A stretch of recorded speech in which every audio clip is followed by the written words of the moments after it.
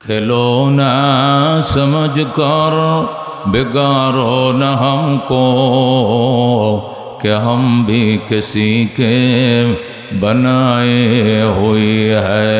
बलगल उला बिकमालिही कशफद्दुजा बिजमालिही हसनत जमी खिसालिही सल्लो अलैहि व आलिही।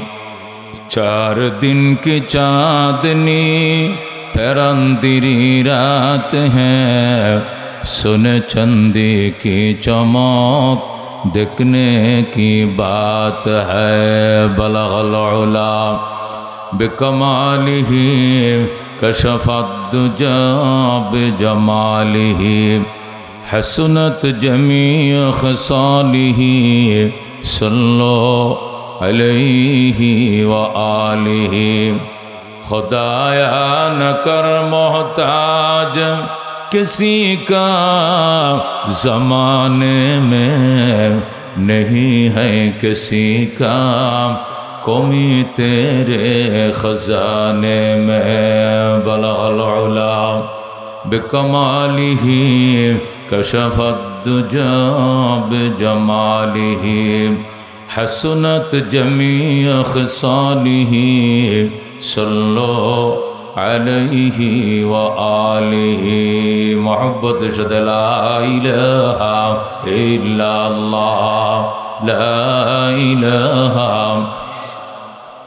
ला इलाहा इल्लल्लाह, ला इलाहा। दुर्फशानी ने तेरी क़तरों को दरिया कर दिया, दिल को रोशन कर दिया, आँखों को बीना कर दिया। ला इलाहा इल्लल्लाह, ला इलाहा। खुद न थे जो राह पर आओ रोके हादी बन गए, क्या नजर थे जिसने मुर्दों को मसीहा कर दिया। ला इलाहा इल्लल्लाह, ला इलाहा। मालो दौलत तन पुरुष तारा हलाल, मन फनाए मुल्क मौलाए जुल जलाल। ला इलाहा इल्लल्लाह, ला इलाहा। दुर्गा दरगा गैरुल्लाह, बाजार माजार गैरुल्लाह।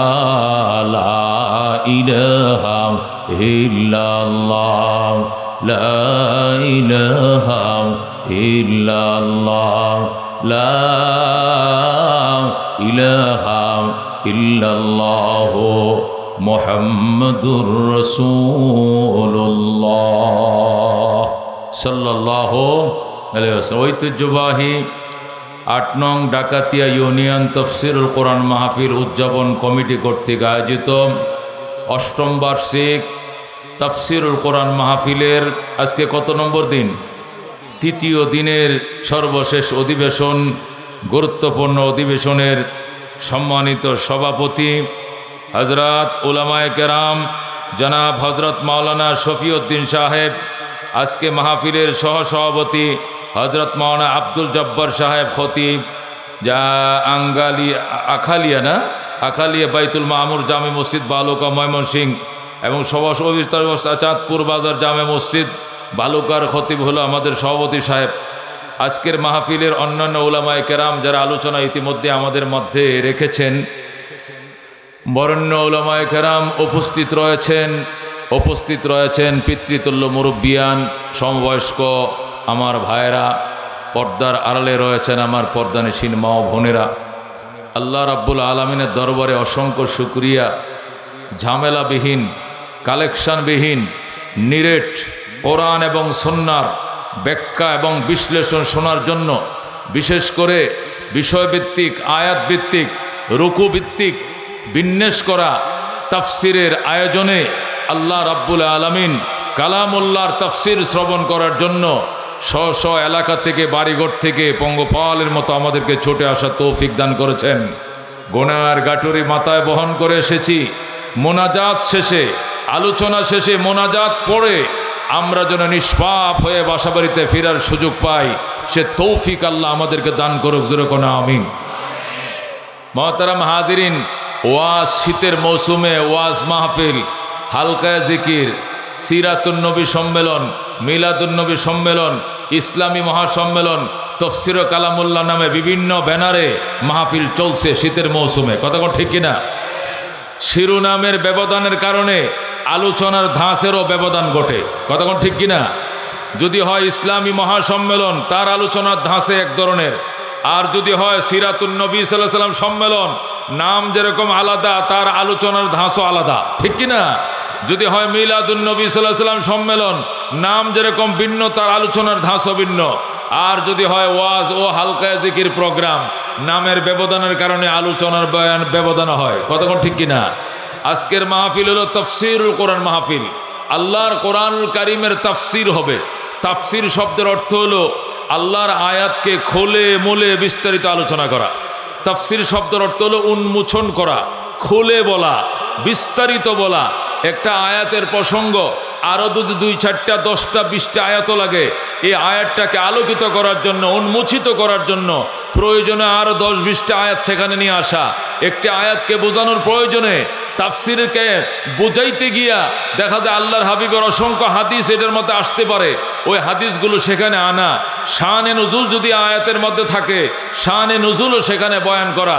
যেভাবে বিষয়বস্তুরা জাতির সামনে একদম পরিষ্কার হয়ে যায়। যদি ইতিহাস হয়, ইতিহাসটা যেন সঠিকভাবে জাতি জানতে পারে। আর যদি আহকামের আয়াত হয়, বিধান সম্বলিত আয়াত হয়, বিধানটা যত নারীদের বিধান হলে নারীরা যেন বুঝতে পারে, পুরুষের বিধান হলে পুরুষরা যেন পরিপূর্ণ বুঝে বাড়িতে পর্যন্ত যেতে পারে। কথা ঠিক না? সেই বিষয়টাকে মাথায় রেখে বিস্তারিত আলোচনাকে বলা হয় তাফসীরুল কোরআন মাহফিল। কথা ঠিক কিনা?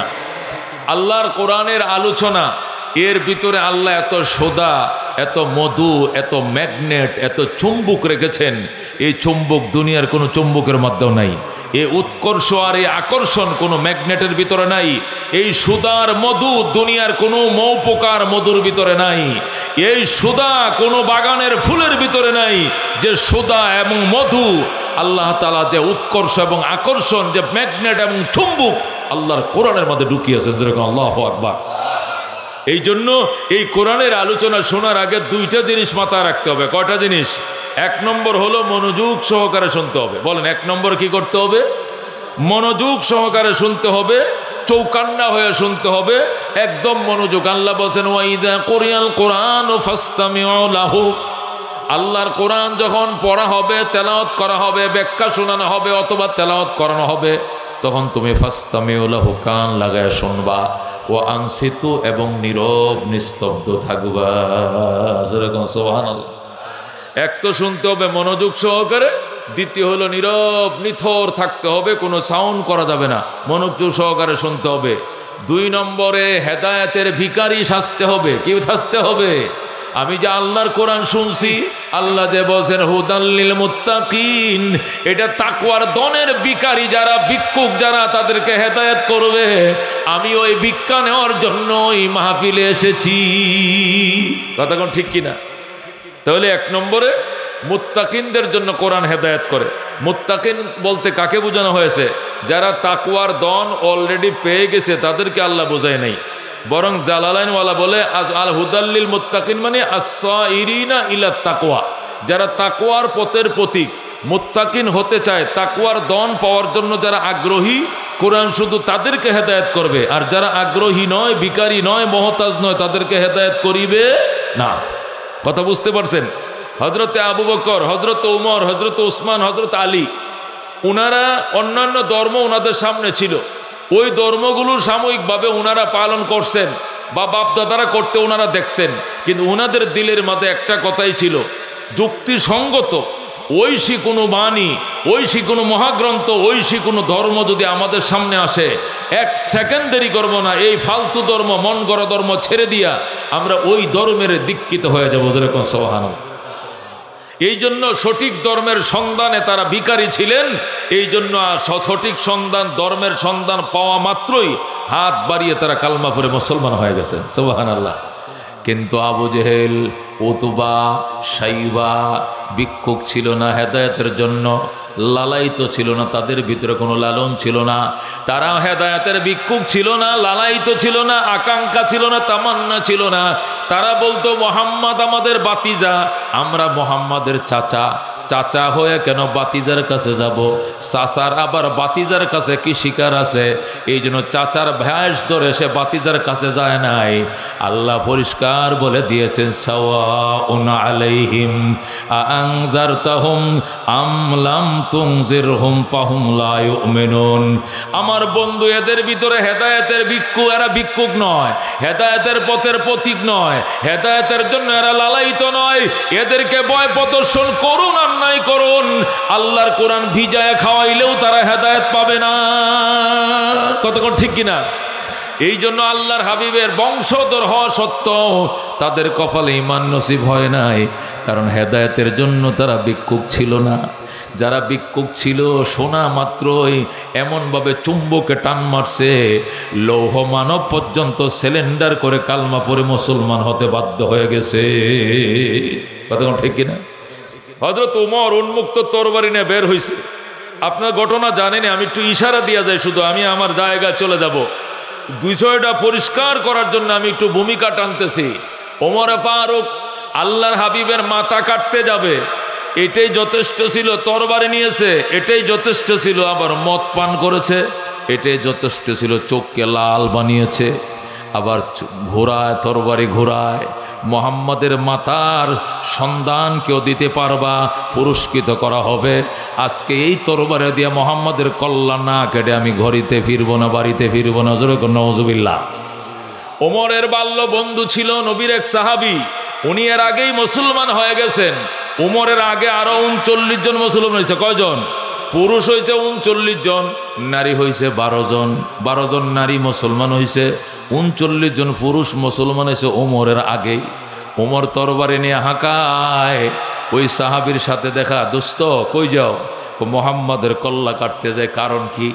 মোহাম্মদ এমন মায়ার কালাম তেলাওয়াত করে রে, এটা শোনা মাত্র কলিজাটা টেনে নিয়ে যায়। এমন মায়া, এমন মধু মাকা কালাম, এটা শোনা মাত্র বাপদাদার ধর্ম ছেড়ে কালমা পড়ে মুসলমান হয়ে যায়। এই জন্য মোহাম্মদকে এই সুযোগ আর দেব না। মোহাম্মদকে খতম করে দিলে ইসলামের বাতি ধ্বংস হয়ে যাবে। এই বিষয়টা মাথায় নিয়া আবু জেহেল আমাকে পাঠাইছে, 12টা লাল বর্ণের উট দিবে। 12টা লাল বর্ণের উটের লোভে আমি রওনা করছি, চলো। রসুলের সাহাবী ডাক, দেখো দোস্ত, অপরাধটা কি? উনি তো এতিম, উনার মতো অসহায় তো দুনিয়াতে কেউ নাই। বাবার জীবনে দেখে নাই, মা হারাইছে 6 বছর বয়সে, দাদা হারাইছে 8 বছর বয়সে, চাচা হারাইছে 50 বছর বয়সে। উনার নাই বলতে দুনিয়াতে কেউ নাই। এমন অসহায় মানুষটাকে মারবা, অপরাধটা তো আমাকে বলবা। অপরাধ একটাই, মায়ার কালাম কেন পড়ে? এই কালাম তাকে পড়তে দেওয়া হবে না। ওমরের বাল্য বন্ধু নবীর সাহাবী বলে, কোরআন তেলাওয়াতেই যদি উনার অপরাধ হয়, এখন দেখে আছি তোমার বোন ফাতেমা বিনতে খাত্তাব আর তোমার বকনিপতি সাঈদ ইবনে যায়েদ, কি নাম? সাঈদ ইবনে যায়েদ। তোমার আপন বোন ফাতেমা বিনতে খাত্তাব, তোমার বকনিপতি সাঈদ ইবনে যায়েদ, এরা স্বামী স্ত্রী 2 জন দরজা বন্ধ করে চিৎকার মেরে সূরা তাহা তেলাওয়াত করতেছে। আমি নিজের কানে শুনে আইছি। উমর ক অসম্ভব কথা, আমার বোন বগ্নিপতি মুসলমান হয় নাই, কোরআন পড়বে কেন? তুমি খবর রাখো না উমর, তোমার বোন বগ্নিপতি ইতিমধ্যেই কালমা পড়ে মুসলমান হয়ে গেছে। ওমরকে আমি চ্যালেঞ্জ করলাম, তুই চল। সাহাবী বলে, আমিও চ্যালেঞ্জ করলাম, তুমি চলো। ওমরকে হাতে ধরে নিয়ে আইসা ফাতেমা বিনতে খাত্তাবের ঘরে দৌড়াই না, কয় কান্ডা লাগায় শোনো কি হচ্ছে। কান লাগায় শুনে হযরতে ফাতেমা তেলাওয়াত করতেছে, তোহা মা আনজালনা আলাইকাল কোরআন লিতাশকা ইল্লা তাযকিরাতাল লিমান ইয়াখশা তানজিলাম মিম্মান খালাকাল আরদা ওয়াস সামাওয়াতিল উলা আর রহমানু আলাল আরশি ইস্তাওয়া। জোরে কোন সুবহানাল্লাহ।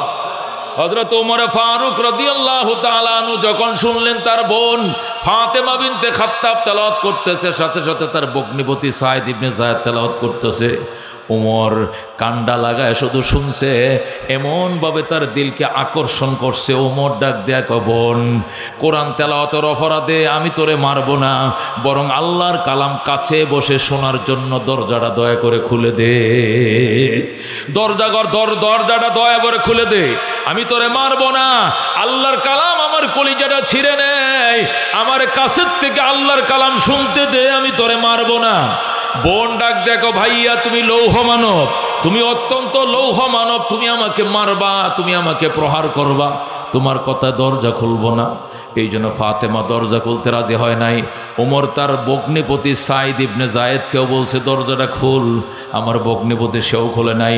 অবশেষ লাথি মেরে দরজা ভেঙ্গে মনের রাগে অনুরাগে তার বোন ভগ্নিপতিকে মারতে মারতে অজ্ঞান করে ফেলে। যেরকম নাউজুবিল্লাহ। হযরতে সাঈদ ইবনে যায়েদ এবং ফাতেমা বিনতে খাত্তাব দুইজন অজ্ঞান হয়ে যায়। কিছুক্ষণ পর ওমর তার জ্ঞান ফিরে আসে। এরপরে মাথা ঠান্ডা হওয়ার পর নিজের বোনের মাথায় নিজে পানি ডালে। পানি ডালতে ডালতে যখন ফাতেমা চোখ খুলে তাকাইছে, দেখে নিজের পাষাণ ভাই নিজের হাতে নিজের বোনকে রক্তাক্ত করে আবার পানি ডালে। ফাতেমা কান্দে, ভাইয়া তোমার মতো নিষ্ঠুর এই পৃথিবীতে নাই। আমার আম্মা আমাকে যে পেটে ধারণ করেছিল, তোমারে তো একই পেটে ধারণ করেছে, তুমি আমারে এইভাবে মারলা, তোমার কি একটু মায়া দয়া লাগে নাই?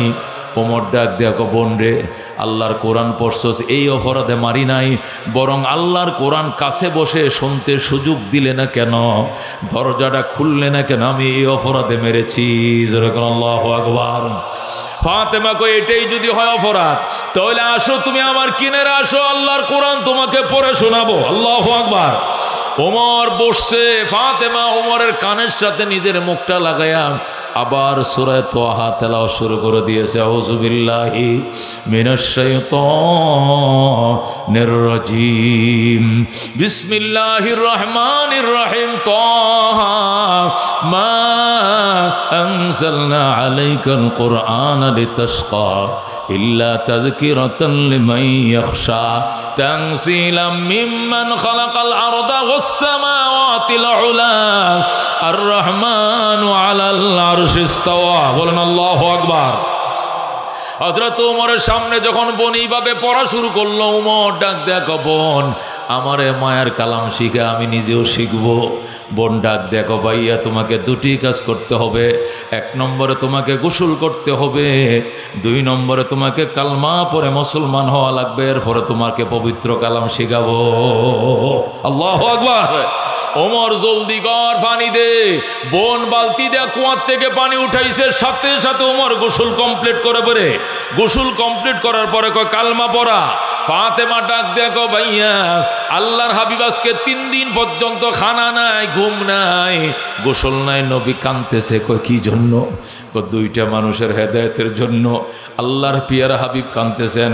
এক নম্বরে আল্লাহ ওমর ইবনুল খাত্তাব অথবা আবু জেহেল ইবনে হিশাম, এই দুইজনের যে কোনো একজনকে কালমা পড়াও, আমি অসহায় নবীর হাতকে শক্তিশালী বানাও। আল্লাহর হাবিব তোমার জন্য অথবা আবু জেহেল ইবনে হিশামের জন্য আজকে 3 দিন পর্যন্ত কান্দে। ভাইয়া আল্লাহ রাব্বুল আলামিন তোমার জন্য এই নবীর দোয়া কবুল করে ফেলেছে, তোমার কপালে নবীর দোয়া মঞ্জুর হয়ে গেছে। এই জন্য আমি কালমা পড়াবো না, তোমাকে আমার নবী কালমা পড়াবে, চলো নবীর দরবারে চলো।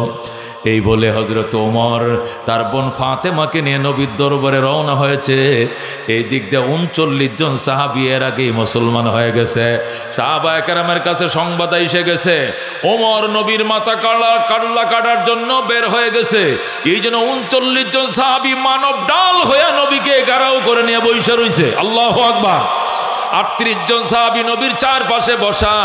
39তম সাহাবী হযরতে আমিরে হামজা রাদিয়াল্লাহু তাআলা আনহু, উনি গেইটের মধ্যে সশস্ত্র পাহারা।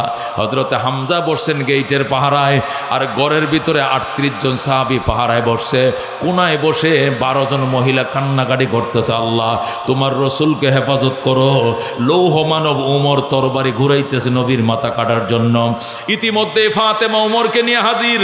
আমিরে হামজা ডাক দেখো, উমর একটা কদম সামনে বাড়বি না, তুই বুঝি নবীর কল্লা কাটতে যাস? তোর মতো লৌহ মানব আর কেউ নাই, এমন বলা ভুল হবে। হে উমর, তুমি কত বড় শক্তিশালী, তার চেয়ে 10 গুণ শক্তি আমার। আল্লাহু আকবার। আমিরে হামজা নবীজির কলিজার টুকরা চাচা অলরেডি মুসলমান হয়ে গেছে। হামজাকে না মেরে তুই নবীর কাছে যাইতে পারবি না, একটা কদম পারবি না, তরবারিটা রাখ। ওমর ডাক দেখো, হামজা আমাকে ভুল বইছো না, আমি নবীর কল্লা কাটতে আসি নাই, আমি নবীর কদমে পড়ে কালমা পড়ার জন্য হাজির হয়েছি। ডাক দেখো, সত্যি যদি হয় তাহলে তরবারি রাইখা দে। হযরত ওমর তরবারিটা রাইখা দিছে। রাইখা কয়, মুসলমান হওয়ার পরে তরবারির দরকার আছে, কয়টা পরে দিব, আগে রাইখা যা। হযরত ওমর যখন তরবারি রাখছে, আল্লাহর নবী ডাক দিয়ে কয়, হামজা কিসের দস্তাদস্তি চলছে? ওমর ঢুকতে চায়, সে তো 12টা উটের পুরস্কার নিয়ে আপনার মাথার বিনিময়ে দাঁড়িয়ে গিয়েছে। নবী ডাক দিয়ে কয়, না না, ওমরের দিলের পরিস্থিতি এখন আর এমনটা নাই। আমি এখান থেকে দেখতেছি ওমরের চেহারার মধ্যে ঈমানের নূর চমকাইতেছে। উমরকে আসতে দাও, আসতে দাও। উমর যে জন্য বের হয়েছিল, এই পরিস্থিতি উমরের মনে এখন নাই। উমর এখন কালিমার জন্য দেওয়ানা হয়ে গেছে। উমরের কপালে ঈমানের নূর চমকাইতেছে। আমি নবী নিজের চোখে দেখছি, উমরকে আসতে দাও। সাথে সাথে সাহাবায়ে কেরাম রাস্তা করে দিলেন।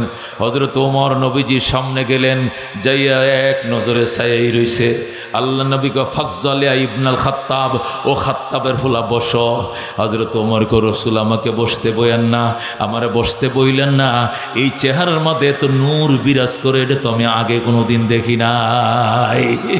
আমি মহব্বতের নজরে আগে কোনোদিন তাকাই নাই, এই চেহারায় এত নূর জানতাম না। আল্লাহ লাইসা হাযাল ওয়াজহু ওয়াজহু কাযযাব, খোদার কসম রে মক্কাবাসী, এই চেহারা কোনোদিন মিথ্যাবাদীর চেহারা হতে পারে না।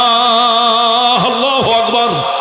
হযরত ওমর ফারুক রাদিয়াল্লাহু তাআলা আনহু আল্লাহর হাবিবের চেহারার দিকে তাকায়া কদমে পড়ে কয়, আশহাদু আল্লা ইলাহা ইল্লাল্লাহু ওয়া আশহাদু আন্না মুহাম্মাদান আবদুহু ওয়া রাসূলুহু। ওমর কালমা পড়ে মুসলমান হয়ে যায়। জোরে কোন সুবহানাল্লাহ। হযরত ওমর মুসলমান হওয়ার পর ডাক দেয়া কয়, ইয়া রাসূলুল্লাহ, ইয়া হাবিবাল্লাহ, আপনাকে কারা গালি দিয়েছিল? কয়, গালি তো দেয় নাই। তাহলে আপনি 3 দিন পর্যন্ত ঘুমান না কেন, খান না কেন? আপনি নাকি দোয়া করছেন ওমর ইবনুল খাত্তাব অথবা আবু জেহেল ইবনে হিশাম, যে কোনো একজনকে হেদায়েত দিয়া আল্লাহ যেন আপনার হাতকে শক্তিশালী করে। কে আপনাকে গালি দিয়েছে বলেন? কে আপনাকে অপমান করেছে বলেন? যে তরবারি দিয়ে আপনার মাথা কাটতে এসেছিলাম, তরবারিটা ওখানে রাইখা দিয়েছি, ওই তরবারি দিয়ে আপনার দুশ্মনের মাথা কাটবো। জোরে বলেন আল্লাহু আকবার। নবী ডাক দেখো, ওমর পাগলামি করিও না। মানুষ বলবে মুহাম্মদ মানুষ খুন করে ইসলাম প্রতিষ্ঠা করে, মানুষ খুন করে ইসলাম প্রতিষ্ঠার জন্য আমি দুনিয়াতে আসি নাই। আল্লাহু আকবার। আমি আদর্শ দিয়ে মানুষকে কালমা পড়াবো। সুতরাং ওমর পাগলামি করো না, তরবারির জায়গা তরবারি থাকবে। কই, ইয়া রাসূলুল্লাহ, তাহলে আমাকে একটু বাইতুল্লাহ জিয়ারত করতে দেন। কই, এটা পারবা, তবে তরবারি নিয়ে নেওয়া যাবে না। কই, নিব হুজুর, তরবারিটা কোমরের কোষার মধ্যে রাখবো, কাহার ওপর আঘাত করব না। আমি একটু এলান করে আসি, কারণ তারা তো বইসা রয়েছে আপনার কাল্লার অপেক্ষায়, আমি একটু বইলে আসি। আল্লাহু আকবার। হযরত ওমর অনুমতি পাইছে নবীর থেকে। নবী বলছেন কার উপর আঘাত করা যাবে না। আল্লাহর ঘরে যায় শুরু করছে, লাব্বাইক আল্লাহুম্মা লাব্বাইক, লাব্বাইক লা শারীকা লাকা লাব্বাইক, ইন্নাল হামদা ওয়ান নি'মাতা লাকা ওয়াল মুলক লা শারীকা লাক বলে তোয়াফ শুরু করছে। আর ওমর হুঙ্কার ছাড়তেছে, ওরে মক্কার মুনাফিকেরা, ও পত্তলিক মূর্তি পূজারীরা, এ পুতুল পূজারীরা, ওই লাত এবং উজ্জার গোলামেরা, শোন, ওমরকে পাঠাইছিল বাইল দিয়া নবীর কল্যাণের জন্য। ওমর কল্যাণ না এনে কালমা নিয়ে চলে এসেছি। পাঠাইছিল কল্যাণের জন্য, নিয়ে আসছি কালমা। ধরে আল্লাহু আকবার।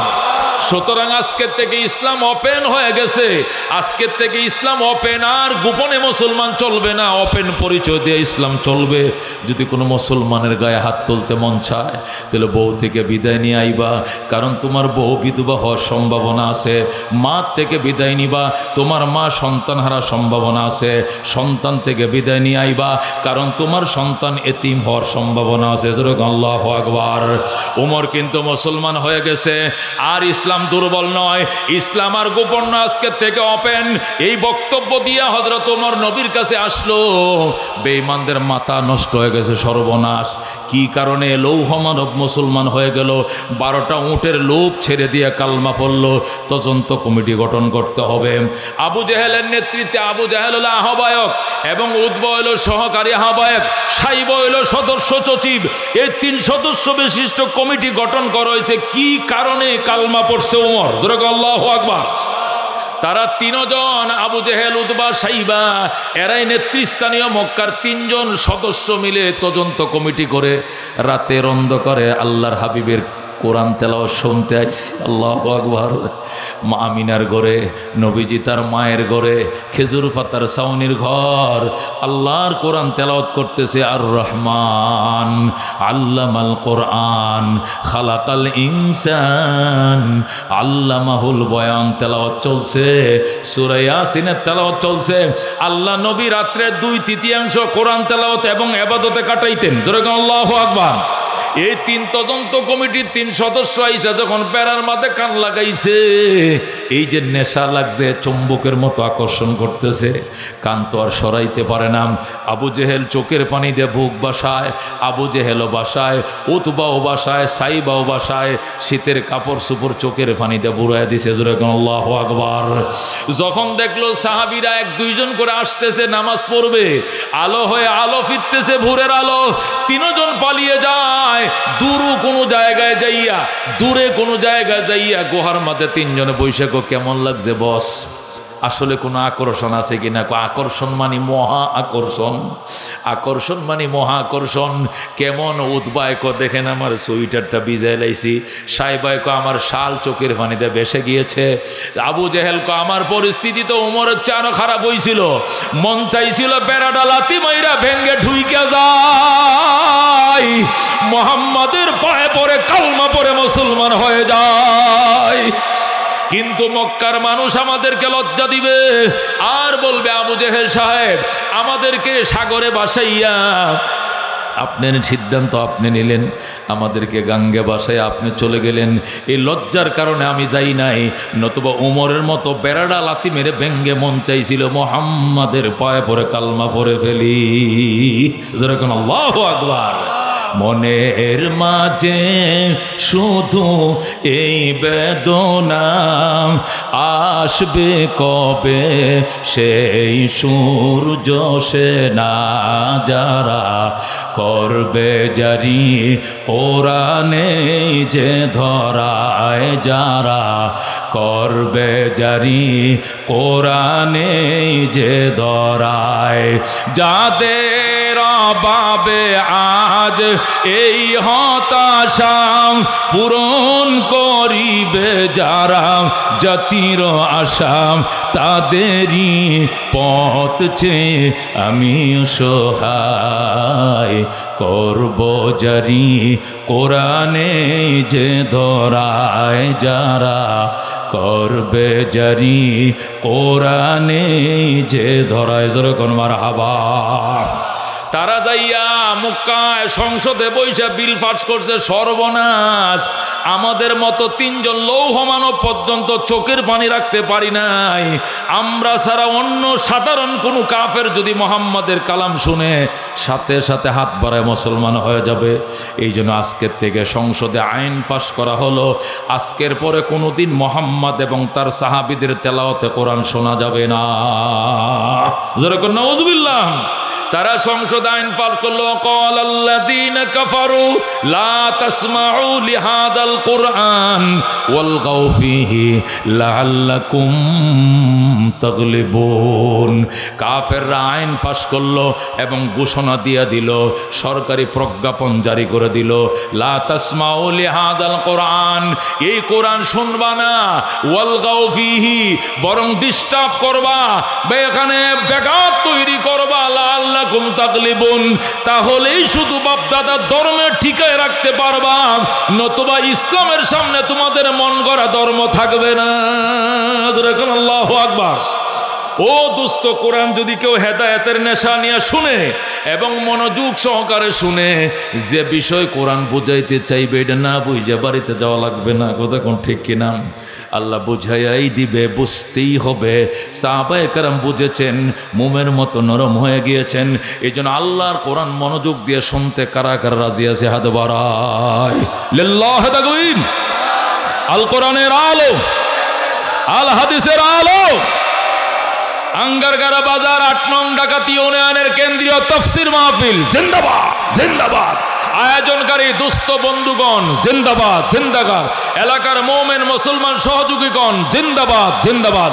নারে তাকবীর।